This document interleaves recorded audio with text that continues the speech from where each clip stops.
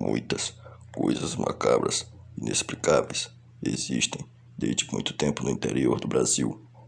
As crianças são acostumadas a não falar em certas palavras ou fazer certas coisas durante um determinado período do dia, mas nunca é explicado o porquê. Hoje iremos discutir e apresentar o verdadeiro motivo pela qual nunca se deve assobiar durante a noite, o assobiador.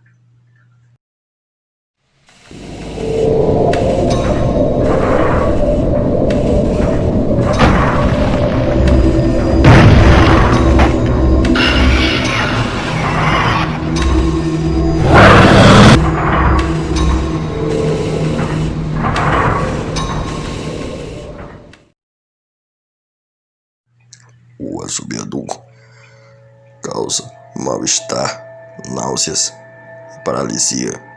Com esses sintomas, ele deixa a presa ainda mais indefesa. As informações coletadas indicam que aquele que responde ao assobio sombrio, vindo dos fundos das matas, é perseguido pela criatura e atormentado por ela. Nesse caso, posso relatar um caso de um morador no interior do Ceará que detalhou sua história com o assobiador. Eu nunca fui acostumado a assobiar durante a noite, porque a minha avó me dizia desde cedo que fazer isso era coisa ruim, fazia muito mal. Minha mãe morria de medo de criar pássaros em casa, pois quaisquer barulhos já eram deduzidos vindos da floresta e originados de uma terrível criatura. Eu estava nesse mesmo sítio que estou hoje. Minha mãe ainda não havia falecido. Em um dia de a lua cheia, eu vi algo se mexendo ao redor dos matos do meu sítio. Eu pensei que pudesse ser um lobisomem ou algo do tipo, pois era grande e parecia ter chifres, orelhas. Eu tinha um jumento naquela época, e o bicho ficou agitado e desnorteado. Já se passava das 9 da noite e o bicho não queria sossegar. Eu chamei o nome de um amigo meu, que todos diziam que era um lobisomem, mas ninguém respondeu. Foi aí que eu ouvi aquele som que me espanta até hoje. Era um assobio, mas não era qualquer assobio. Eu senti um calafrio grande com aquele assobio, afinado e vindo do local onde vi o bicho rápido e grande, se movendo de uma forma ultra veloz. No mesmo instante, minha mãe, que já estava deitada, gritou pelo meu nome, perguntando se eu havia feito o som. A verdade é que aquele ser que estava ali dentro da mata podia me atacar a qualquer hora, sem que eu fizesse ideia do que faria para me defender.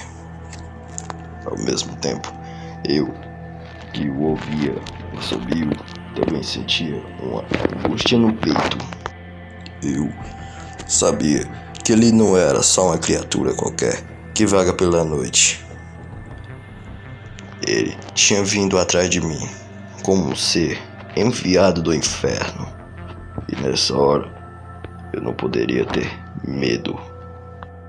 Pedi a Deus toda a proteção necessária e andei na direção em que ouvi o som. Não sei de onde tirei tanta coragem, mas qualquer um no meu lugar faria o mesmo. Não iria deixar um demônio me afrontar. A minha fé ia me proteger. Entrei nos matos à procura daquele ser, e seu som ficava cada vez mais alto. Então, pude ver algo que não desejo a ninguém que veja. Um homem curvado, com o saco nas costas, que parecia tão pesado, mas tão pesado, e que fedia a algo podre. Logo, tive a certeza que aquele ser não era desse mundo.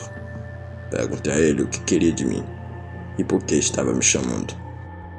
Ele não dizia nada, só me olhava, e sua figura era capaz de me causar fios na espinha. A partir dali, só Deus podia me proteger. Aquela coisa tinha um olhar maligno, e o que tinha naquele saco, com certeza não era coisa boa. Ele veio andando em minha direção, com as costas curvadas, parecendo carregar algo muito pesado no saco. E o cheiro de podre aumentava. Ele vinha assobiando, e em seus olhos eu pude ver a morte. Então ele disse com voz demoníaca algo que nunca mais vou esquecer: quero sua alma. Nesse momento eu já não podia me mover. Minhas pernas já não respondiam meus comandos. Eu estava apavorado. O demônio tinha vindo me buscar.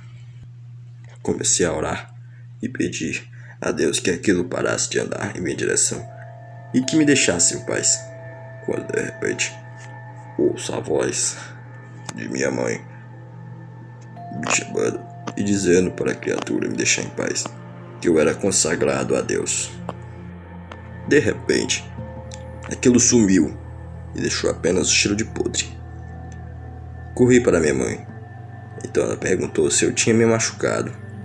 Quando eu disse que não, mamãe correu, segurou minhas mãos, e quando chegamos em casa, trancou a porta e passou a noite rezando. No outro dia, ela cravou uma cruz benta e grande de madeira no quintal para afastar o bicho. Então, até hoje, a madeira está cravada no chão. E depois disso, nunca mais fui dormir depois das 7.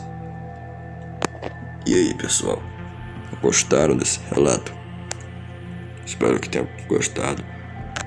Curte, se inscreve e compartilha com os seus amigos.